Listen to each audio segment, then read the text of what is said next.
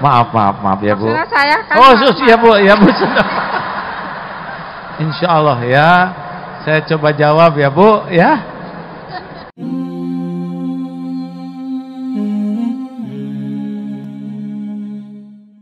Ada yang nanya? Bismillah, assalamualaikum warahmatullahi wabarakatuh. Waalaikumsalam warahmatullahi wabarakatuh. Saya minta maaf, saya mau tanya kalau misalnya kita sudah buat istiqoroh. Ibu dari mana? Malaysia? Melayu? Nama saya Cut dari Jakarta. Oh, ya silakan.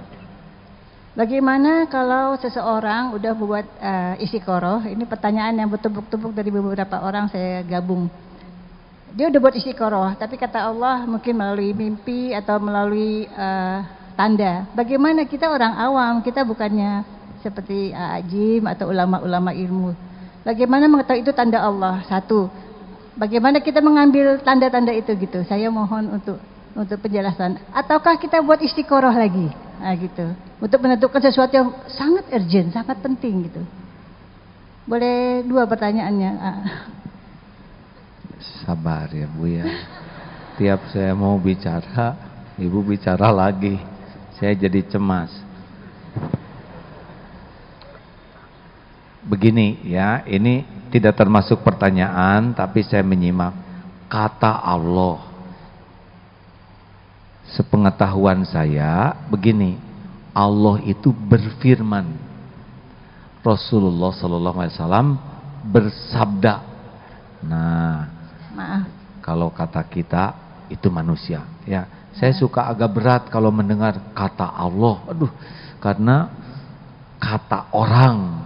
Allah berfirman. Nah, itu mungkin begitu ya. Kata Rasulullah itu tidak salah, tapi rasanya untuk Rasulullah itu yang tepat adalah sabda Rasulullah.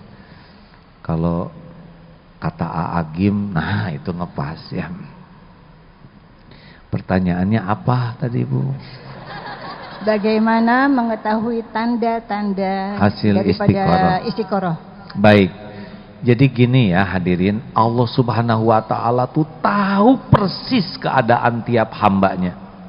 Allah tahu tingkat ilmu kita, Allah tahu tingkat intelektual kita, Allah tahu tingkat keimanan kita. Allah sangat tahu kita paham atau tidak terhadap agama ini.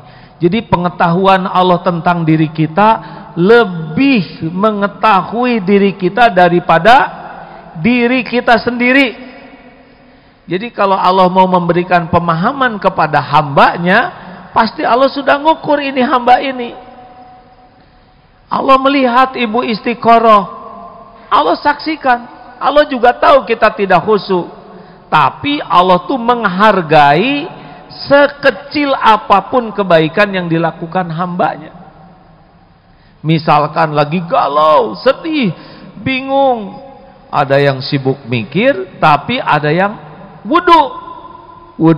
Misal ada kejadian yang nyesek sekali, aduh ya Allah, dipikir sedih, wudu. Allah lah tahu dia berwudu. Dia gelar sajadah, Allah tahu dia menggelar sajadah. Allahu Akbar, sambil nangis, pikiran kesana sini, tapi Allah menyaksikan ini hamba benar-benar berusaha patuh walaupun dibalik segala keterbatasannya. Nanti Bu, hasilnya tuh lebih ke pengaturan, diatur oleh Allah sedemikian rupa jadi sampai nanti kepada yang terbaik. Apakah harus lewat mimpi? Enggak. Dulu santri ada istiqoroh minta jodoh. Yakin dia jodoh saya, katanya. Tahu dari mana? Semalam saya mimpi. Mimpi apa? Saya lihat dia lagi mandi. Mustahil. Informasi dari Allah seperti itu. Dia aja yang ngeres ya. Dan benar tidak jodoh sama sekali. Apakah harus selalu lewat mimpi? Tidak harus. Yang kalau kita istiqorohnya bagus, istiqoroh itu tidak harus dalam dua pilihan hadirin. Satu pilihan juga istiqoroh, jadi atau tidak gitu. Bukan milih yang mana nih, si ini atau si fulana ini. Dua-duanya nggak ada yang mau sama saya. Jadi yang mana saya harus istiqorohin? Atuh eta mah bukan istiqoroh. Nah itulah Bu yang saya pahami. Allah tuh sudah mengerti kita tuh. Nanti mungkin lewat informasi, lewat keadaan yang tanpa kita sadari mengarah semuanya kepada apa yang terbaik menurut Allah. Ya. Yang kedua boleh? Ya bolehlah. Boleh. Alhamdulillah. Bolehkah kalau saya sholat, saya ini sekarang kalau saya sholat sunnah, terutama tahajud, bolehkah saya pegang mushaf dalam sholat? Pegang? Membaca. Mushaf? Ya. Ya, yang saya dapat. Tapi sunnah, bukan yang sholat wajib. Dalam sholat sunnah sendiri, boleh.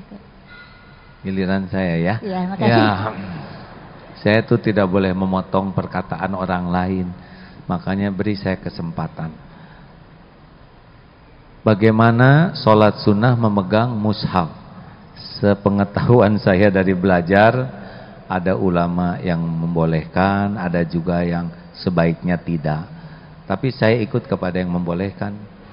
Ya, begitu. Kalau ada perbedaan pendapat dalam khilaf, ya, kuncinya adalah belajar. Jangan sampai mengambil keputusan, apalagi menilai orang lain tanpa ilmu. Kenapa kunut? Kenapa tidak kunut? Pelajari saja dua-duanya. Ambil yang paling kita yakini, hormati pilihan orang lain. Dah, segitu aja Bu. Ya. Silakan kawan-kawan bersedekah. Ada manfaatnya pertemuan ini? Ya. Nah ini tes bersedekah tuh ya. Kalau keluar 120.000, kira-kira yang mana yang mau disedekahkan? Dua-duanya luar biasa karena di dompet. Silakan bersedekah sambil satu penelepon terakhir ya, Dek. Bertanya? Boleh ke nah.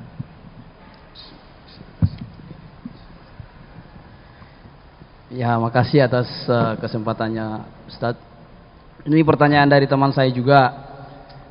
Seperti yang Ataji bilang bahwa Allah itu tahu batas kemampuannya manusia bahkan intelektual.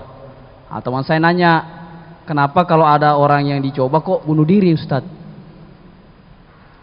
Maksudnya gimana? Kan ada teman saya kena eksiden Ustadz, kepotong kakinya. Terus dia tanya sama saya, dia bilang kenapa kalau ada orang yang dicoba itu, terus umpamanya putuslah sama pacarnya atau cerai dengan suami istri terus bunuh diri, itu Ustaz, kenapa bisa bunuh diri itu Ustaz? Karena dia membunuh dirinya sendiri. Nah, kan istilah Ustaz kan gini, kan Allah tahu batas kemampuannya seseorang itu ya, kenapa kok bunuh diri Ustaz kalau memang Allah sudah tahu batas kemampuan keimanannya dia? Lah gini deh ya, ya, jangan bikin saya emosi ya, tenang. Ulangan SD, kelasnya sama, pelajarannya sama, kenapa ada yang tidak lulus? Ujiannya sama, karena dia salah menyikapinya. Jadi semua masalah yang menimpa kita, la yukallifullahu nafsan illa usaha. Allah tidak membebani seseorang kecuali sesuai dengan kesanggupannya, baik dalam perintah maupun dalam keadaan apapun. Karena Allah mustahil berbuat zolim. Zolim itu lawannya adil. Adil itu menempatkan sesuatu pada tempatnya. Zolim itu menempatkan sesuatu tidak pada tempatnya. Lah kapasitas SD segini, dikasih soal SMA, zolim. Kita diuji, tapi salah menyikapinya, itu yang membuat kita celaka. Mau sabar atau tidak, ridho atau tidak, gitu. Jadi orang putus asa itu bukan karena masalahnya, tapi karena salah menyikapi masalah.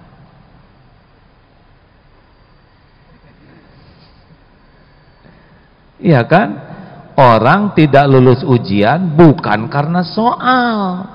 Orang tidak lulus ujian karena salah jawabannya.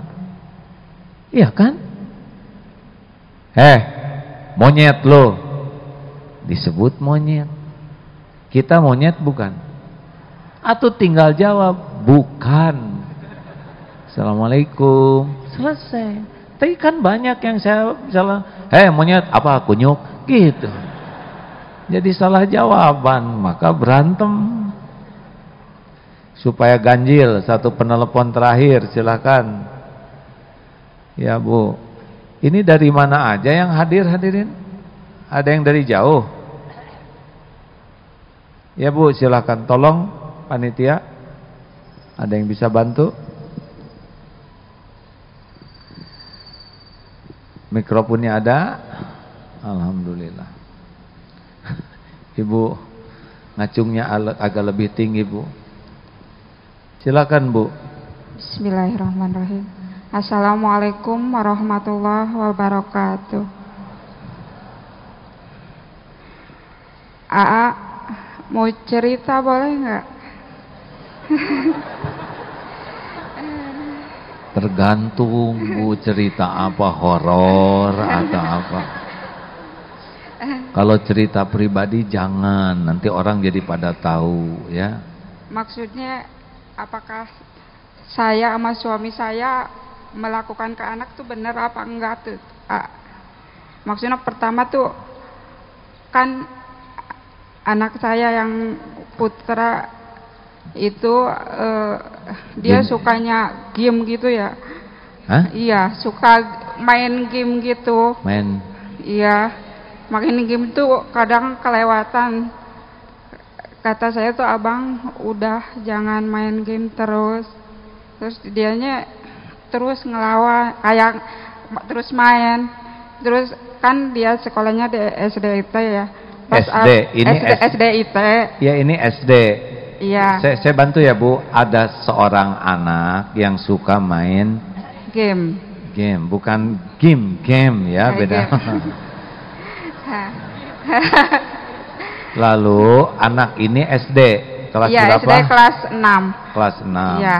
Lalu suatu ketika ya pas malam Senin kan, kalau di SDIT tiap malam Senin tuh kan suka saum ya. Pas itu dia sorenya main, terus abang jangan. Terus dia terus main, terus pas dibangunin sahur dia main lagi. Terus aku tuh jadi kayak marah tuh. Terus aku ambil si itu sampai pagi, sampai subuh juga dia kayak leha-leha tuh gara-gara main game gitu. Terus saking aku gemes itu gimana ya? Aku siapa ibunya? Iya. Terus aku ambil gitu. Jangan. Pokoknya dari sekarang kamu jangan main HP seterusnya gitu. Saking marahnya. Dia nangis kan sama ibu saya tuh. Ya, katanya ibu saya ya. Suruh masuk pesantren. Abis ini kan kelas 6 ya. Terus aku nggak mau pesantren gitu dia ngancamnya. Sampai menangis karena diambil HP sama aku. Iya. Pas gitu pas diambil itu dia nangis, sekolah juga nangis. Aku khawatir ya. Ibu saya pas khawatir tuh ya. nge-WA ke wali kelasnya. Wali kelasnya alhamdulillah Pak Guru ya, bukan Ibu Guru. Pak tolong di itu ya, nasihatin anak aku ya. Iya. Pas dia nasihatin katanya nggak mau pesantren, dia ngancamnya ke aku. Iya gitu. Pak. Iya ntar. Pas gitu ama itu tuh dinasihatin ya sama wali kelas. Oh, iya. Sama wali kelas. Terus dia mau katanya iya pesantren. Pas gitu panjang nih ya Bu ya. Terus HP-nya di mana sekarang? Terus dia mau sama wali kelasnya katanya seminggu cuman 2 jam Sabtu dan Minggu dia mengikutin. Terus gitu dia kan nggak mau pesantren, kali dia mau pesantren. Pas gitu dia mau, abang kan daftar ya ke pesantren di Kuningan, kan saya orang Kuningan ya, yang dekat. Oke, tenang ya, kita udah melanglang buana pikiran kita dokter. Jadi kesimpulan aja Bu, gimana? Ya. Ujungnya gimana? Udah ke Kuningan, enggak, udah maksudnya, ke wali kelas, gitu. Iya, pas gitu teh, jadi udah les segala macam, abang harus les, harus dapet ke pesantren itu. Pas gitu, udah gitu kan udah tes, pas giliran tes teh nggak dapet. Nggak dapet apa? HP? Maksudnya ke pesantrennya nggak dapet, kan disuruh ke pesantren nggak dapet. Pas itunya teh pas abis tes, pas hari tanggal 30 ya. 30 ya, hari kemarin. Senin Bu, hari Senin ya. Ibu ya, hari Senin tanggal 30 kelulusan ya. Keimanan, tenang hadirin. Sabar ya, sabar. Ibu, jadi intinya apa, Bu? Oh, ya. Ini karena jadi perjalanannya panjang sekali ya. Intinya apa? Iya, maksudnya saya dan suami saya yang kan pesantren terus nggak keterima ya. Keterima, jadi mulai lagi dong ceritanya. Iya. Bu, goalnya bulat ya Bu. Jadi intinya apa yang mau Ibu tanyakan teh? Kan abangnya tuh pas mau pas mau itu dia cerita cenah. Ini ada abangnya nambah lagi ya. Terus. Enggak, maksudnya Ibu ya, saya ngerti. Tenang Ibu, tenang. Ya, kan dianya bilang, katanya Mama, kalau dapat di pesantren aku mau puasa 2 hari, katanya najar si anak itu, anakku tuh. Pas gitu tuh kan nggak dapet, pas nggak dapet tuh dia, pas paginya nggak dapet tuh dia menangis lagi. Terus menangis teh itu karena nggak dapet tuh. Iya. Kok Mama nggak dapet, katanya gitu. Mungkin ini kehendak Allah yang terbaik. Amin, amin ya. Maksudnya apa saya dan suami saya salah gitu, maksudnya ke pesantren itu terus nggak dapet.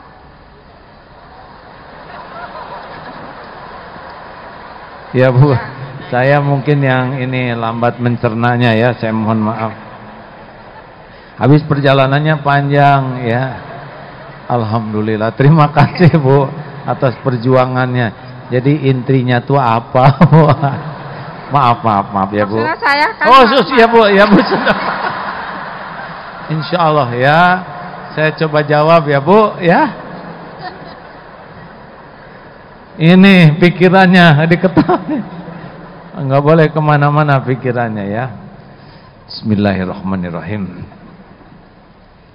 Gini ya Bu ya, anak itu berpikirnya sesuai dengan dunia anak-anak. Kadang-kadang kita memahami anak tapi dengan cara berpikir kita. Tuh, satu.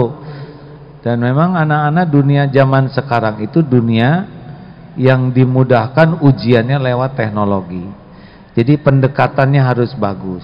Saran saya nih ya, bagi saya sendiri yang juga dititipi anak, melihat kejadian seperti ini, yang pertama kali harus dilakukan adalah tobat orang tuanya.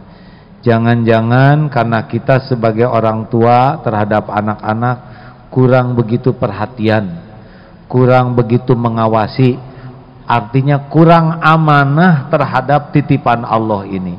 Jangan serta-merta menyalahkan anak, karena kalau menyalahkan anak, kita biasanya tidak punya kemampuan tobat. Kalau kita sudah fokusnya menyalahkan orang lain, satu yang tertutup itu adalah kemampuan kita untuk tobat, karena kita sudah merasa aman menyalahkan orang lain. Jadi kalau ibu lihat anak main game terus-terusan, ibu harus istighfar dan pelan. Jangan astagfirullahaladzim main game terus. Itu bukan istighfar ya, itu emosi.